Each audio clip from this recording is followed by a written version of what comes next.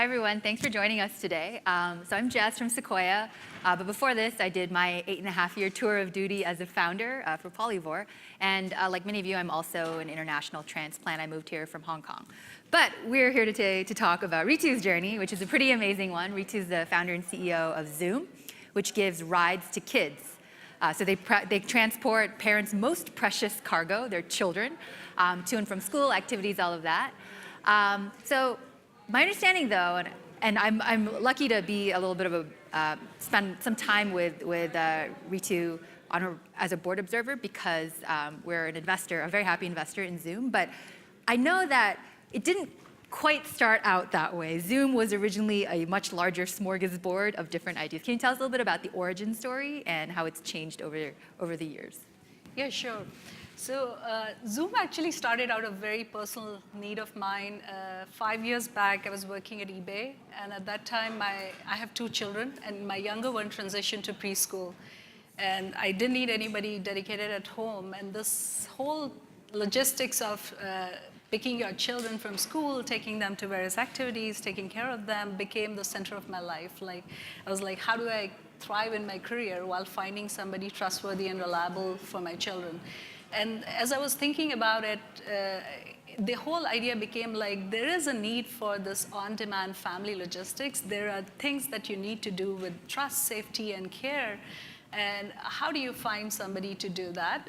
So you're right, original idea, we had a bunch of different things. What would a mom do, or what would somebody at home do with trust, of safety, and care? Of course, you would need to transport your children, but then those children need snacks in between, so maybe you can pick the snacks, and children would need a care around the ride, so maybe you can give babysitting around the ride, pick the laundry in the daytime, and pick the groceries and keep it in the fridge, and all of these things, wonderful things, which of course were need, and we were thinking we could solve it. But interesting thing was we incubated the company at Stanford, and using design thinking, we interviewed hundreds of parents, and early on, we realized 2 things. First thing is that the transportation was the longest hole in the whole thing, which people found hardest to outsource to somebody.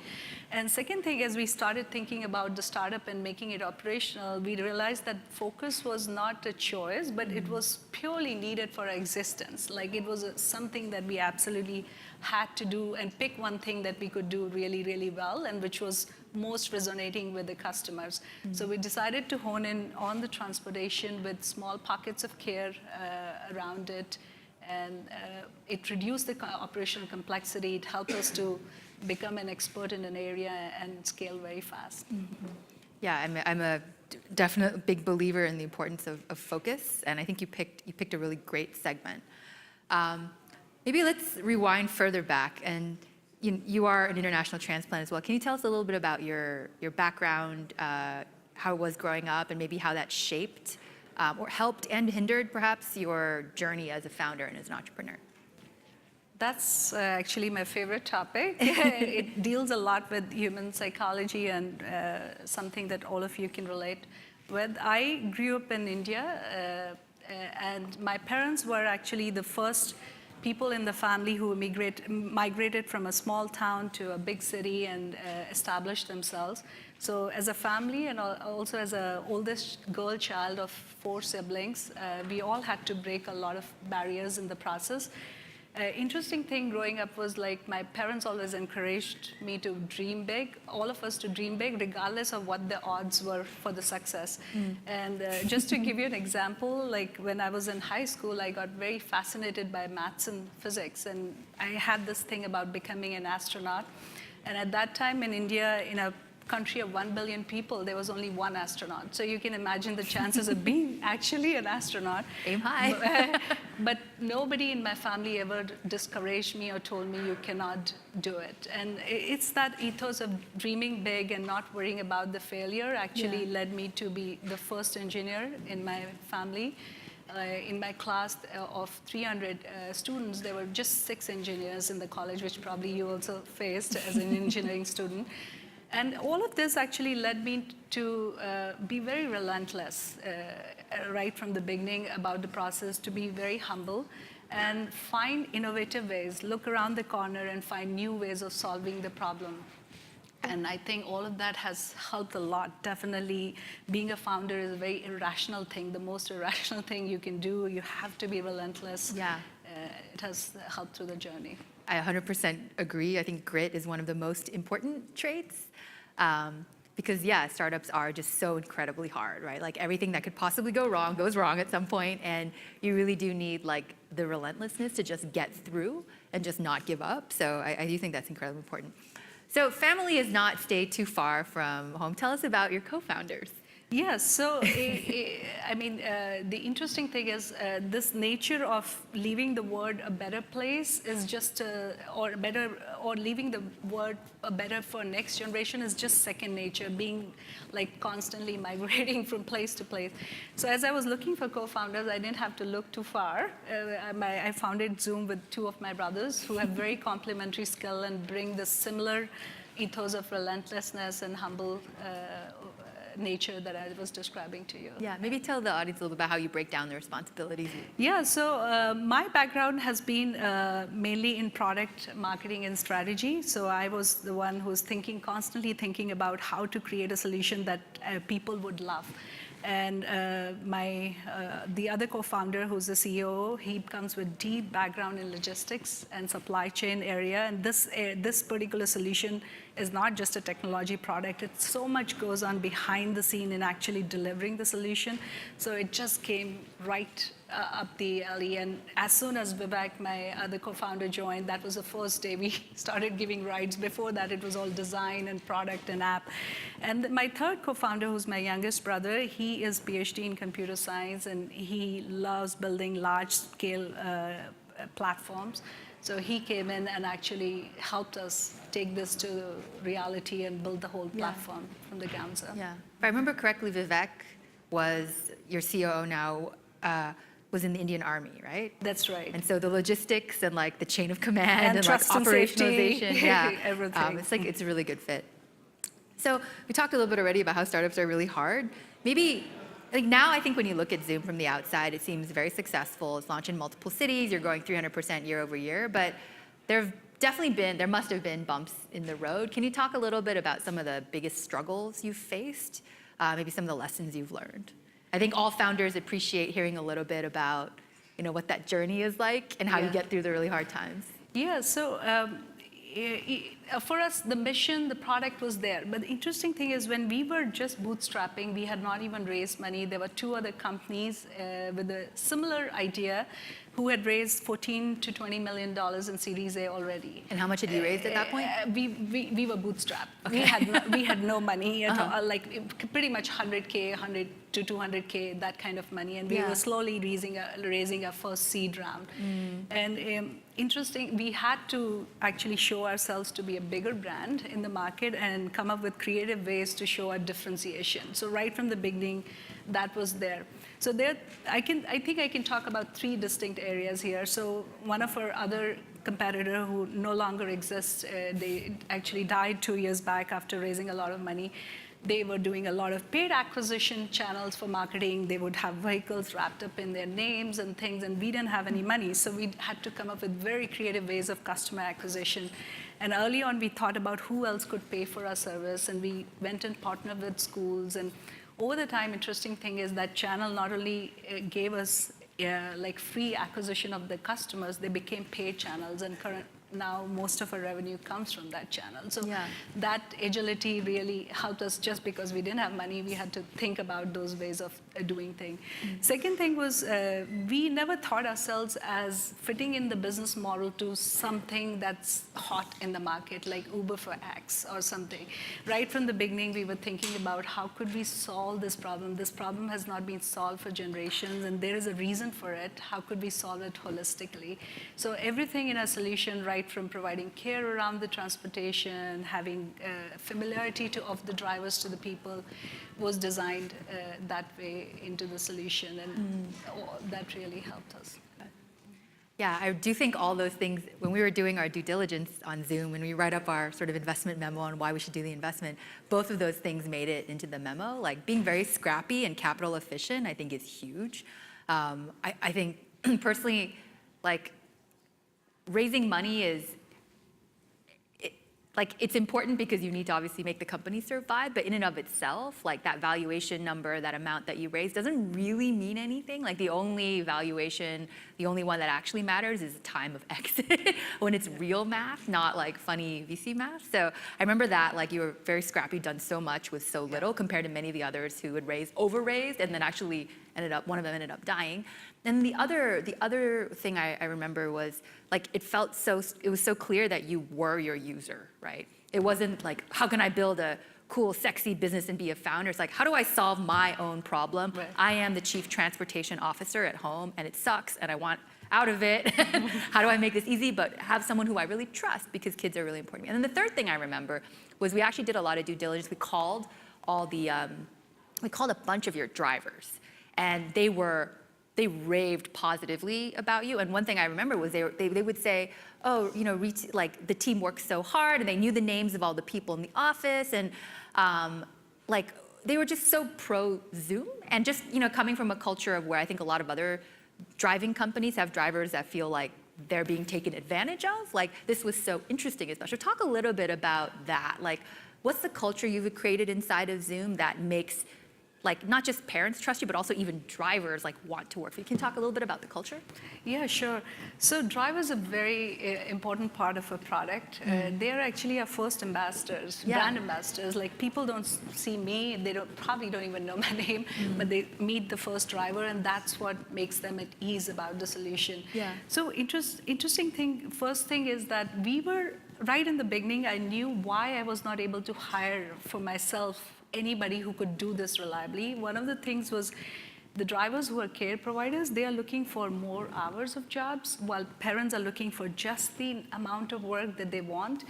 So one of the things right from the beginning was, how could we solve the problem for the drivers themselves? How could we give them more work, provide them more work, and in a way that gives them flexibility and yet predictable schedule. So those were very important things for us. Second thing, majority of our drivers are female drivers, so we want that empathy to be there with them. Like, what is more important to them? They are on the road, they are facing the situation. So we created this customer support, what we call live operations, and our ethos was like, as soon as the call happens, somebody will pick up the call, will help the driver. So almost like a 911 kind of a thing, and yet experience which is like a Virgin America type of experience, like really superior experience. Yeah. And that's one of the reasons you probably saw drivers being so raving about internal employees, because one of the things for us, core values for us, is building better communities for our driver. Cool, cool. So you mentioned how one of your competitors sort of went under. And I remember you once told me a story about how you guys responded quickly to that, which I thought was sort of the definition of Scrappy. So maybe you can share that story with the audience.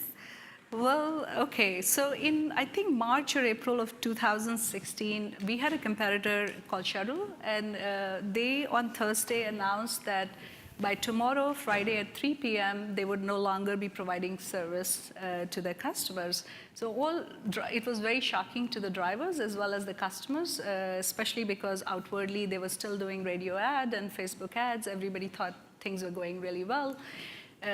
So drivers were very disappointed, like what would they do about it?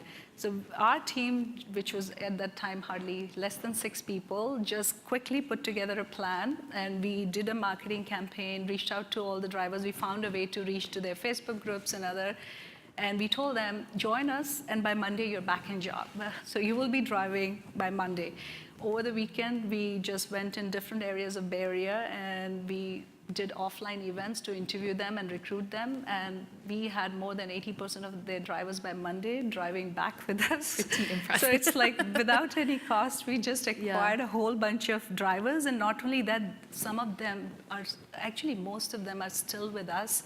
They pick my daughter in the morning, they describe the story of what happened when other people ask, and they have been very loyal Zoomers for us. That's incredible. Cool.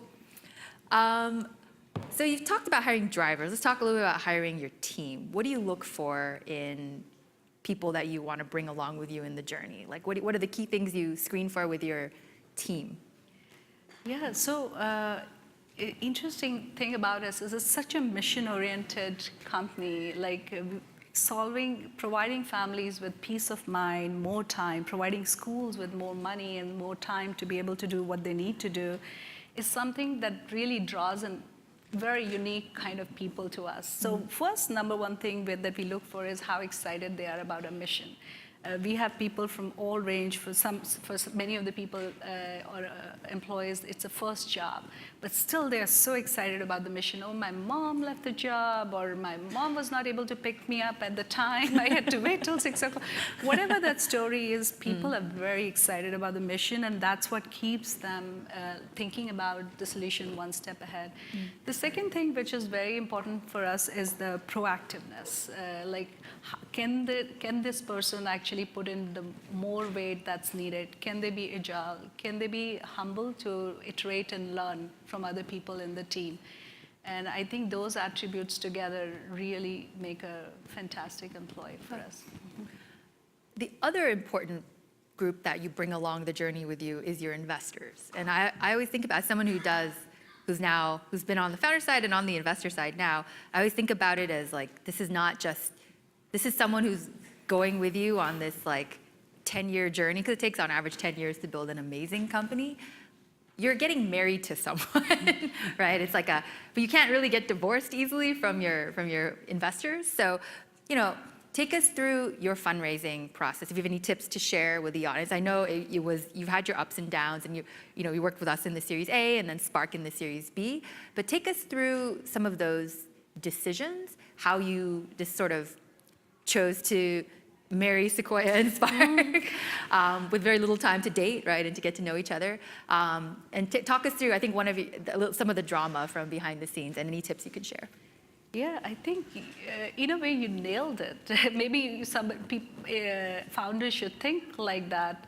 Like it's almost the commitment like a marriage. So that is one of the decisions I would say we made really, really well, even though there were many interesting things in the journey. And now I have started believing that it's not about small investor or big investor, but it's about the right investor who will actually help you build a company the way you want, to help you stay true to your purpose, build an enduring company, and something that will leave a lasting impact in this world. That's thing is very important. So we met a lot of investors in our pre-Series A when we were raising a Series A, and faced all kinds of situations, from people not understanding the problem that we were solving, or having different kind of biases about us being sibling founders, or anything like that, or they just didn't have courage. They thought that the market is very similar to Uber and Lyft market. So we had all range of investors thinking about it, and I distinctly remember that moment when we had a Series A term sheet in hand, and our investor who were giving us term sheet, they wanted us to take it and go quickly live in 5 different cities, and we were hardly with 15 days of money left in the bank, and we were still in the final stages of process with Sequoia. We had not finished the process there, and all our early investors were saying, hey, you better take a bird in hand than 2 in the bush. You should just take this term sheet and run. 15 days of runway. So, but somehow in the process, we thought that we had found a tribe with Sequoia because of all the questions that were asked during the process. You guys were not asking us to run fast. You were encouraging us to actually master the playbook and really make it well, and build a product that customers cannot live without. So as a founder, that was totally a music to our ears, and rest is history. So it all came, we are very excited about the decision, and it has come along really well. Cool. So look for investors who challenge you and ask you the right questions. And, yes, okay. Exactly. And who are thinking like you, or they challenge you where you're not there, but at least in the biggest mission, they can think as big as you of how far you can go. Yeah. I do think that it is a common mistake to scale too quickly sometimes, and especially when you are able to raise a big round. I think people, back to being capital efficient, I think people sometimes just I have it, I'm going to start spending it, and kind of don't think about the retention and how important it is to build a truly delightful product that sticks, especially in the consumer space. So it looks like we have 50 seconds left on that clock. So really quickly, last question, any advice you have for this group? Like if you go back in time and tell your younger self or your pre-Series A self like what to do, how to be a better founder, what would you say? Okay, 30 seconds left. So 2 quick advice that I can think of. First thing is to just take a leap. There's so much of ambiguity out there, but just taking that step helps solve the problem or help you create something of value to the people, and you get very high marks for just taking the leap. That's very, very important. Second thing I would say is find a tribe, which is your tribe, with smart people who are humble and who also aspire to do something big. Magic happens when you're with people like that. Cool. Thank you, Ritu. Thanks, Jess. You're very inspiring, and it's been a pleasure working together. Thank you.